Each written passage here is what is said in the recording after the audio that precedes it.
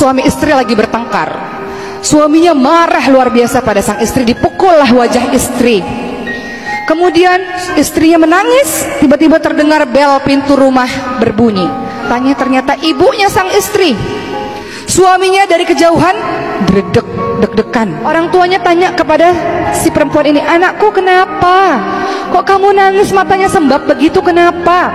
Istrinya mengatakan, "Ibu, ayah, ya Allah, aku tuh tadi berdoa sama Allah. Aku rindu sama ibu sama ayah, udah lama gak ketemu. Aku tuh nangis karena aku rindu sama ibu." Suaminya dari kejauhan, "Ya Allah, nih istri. Padahal bisa loh istrinya ngadu sama orang tuanya itu.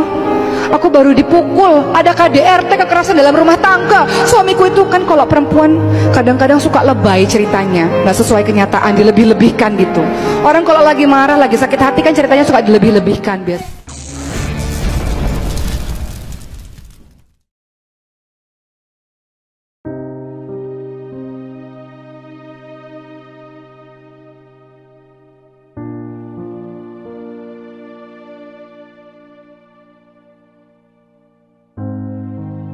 Rumah tanggaku berantakan, ya Allah, sedih. Di depan orang banyak, "Alhamdulillah baik, doain ya semoga sakinah mawaddah warahmah. Suamiku tuh baik luar biasa, tapi di sepertiga malam ya Allah, sedih rumah tanggaku, ya Allah."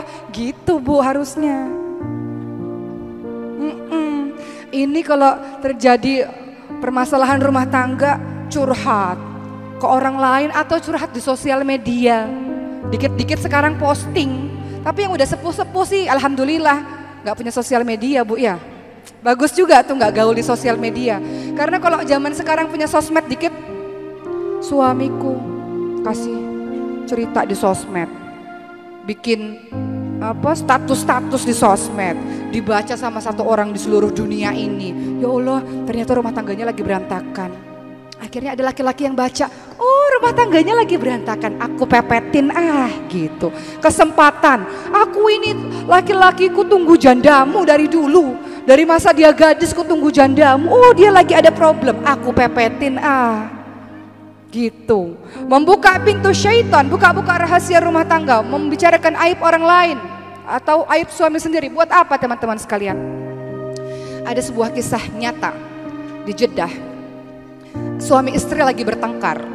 Suaminya marah luar biasa pada sang istri, dipukullah wajah istri.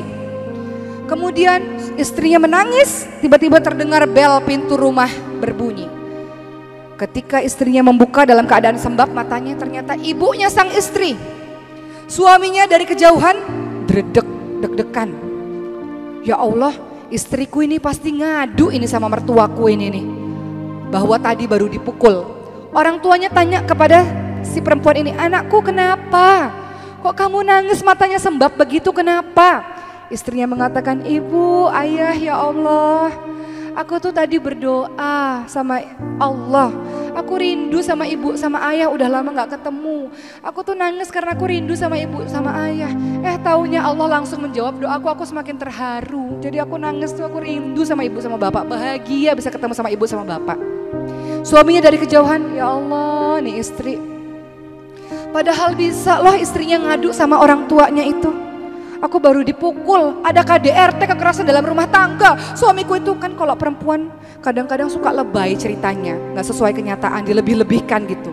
Orang kalau lagi marah, lagi sakit hati kan ceritanya suka dilebih-lebihkan biasanya. Tapi sang istri mengatakan, "Ya Allah, Pak, Bu, aku tuh nangis karena aku rindu sama bapak sama ibu." Suaminya luluh hatinya, istriku itu Masya Allah menyimpan aibku sendiri, ya Allah, luar biasa. Makin sayang dan cintalah suami tersebut. Makanya kadang kalau kita berantem suami istri, khususnya bagi pernikahan muda, dikit-dikit ngadu sama orang tua, orang tuanya udah kesel, kita udah buat anak lagi sama suami kita, ya?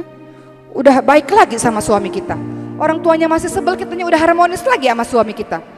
Jadi nggak perlulah cerita-cerita yang sekiranya membuat kita menjelek-jelekkan pasangan kita sendiri. Karena kata Allah, "Hunna libasul lakum wa antum libasul lahun." Nabi Ibrahim alaihissalam gimana kisahnya?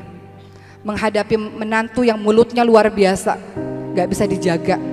Nabi Ibrahim datang ke rumah anaknya Nabi Ismail alaihissalam. Nabi Ismail sedang pergi. Dan si perempuan ini gak tahu bahwa itu adalah mertuanya, bahwa itu adalah Nabi Ibrahim. Sang Nabi Ibrahim bertanya, "Wahai perempuan, anak perempuan, bagaimana keadaan rumah tanggamu dengan Ismail? Maka sang istri mengatakan, rumah tanggaku buruk, aku miskin, aku susah, suamiku nggak baik, dan semua keluhan lainnya. Apa kata Nabi Ibrahim alaihissalam? Tolong katakan kepada Ismail kalau pulang, ganti pagar pintu rumahnya. Jadi kalau istri yang cerewet, yang ngeluh terus, yang buka aib suami terus, harusnya diapain, Bu? Mau diganti? Mau diganti? Akhirnya apa yang terjadi? Akhirnya Nabi Ismail paham bahwa perempuan yang begini nggak bisa dipertahanin, diceraikan, diganti dengan istri yang baru. Kemudian Nabi Ibrahim datang lagi ke rumah anaknya Nabi Ismail. Nabi Ismail sedang pergi dengan istri yang baru. Nabi Ibrahim tanya kepada istri yang baru tersebut, wahai anak perempuan, bagaimana keadaan rumah tanggamu? Alhamdulillah, semua baik. Alhamdulillah, rumah tanggaku baik, rumah tanggaku luar biasa, rumah tanggaku diberkahi oleh Allah, alhamdulillah. Maka apa kata Nabi Ibrahim? Katakan kepada suamimu Ismail, pertahankan pagar pintu rumahmu. Artinya istri yang begini adalah istri-istri yang luar biasa, pertahankanlah karena dia menjadi istri yang salihah.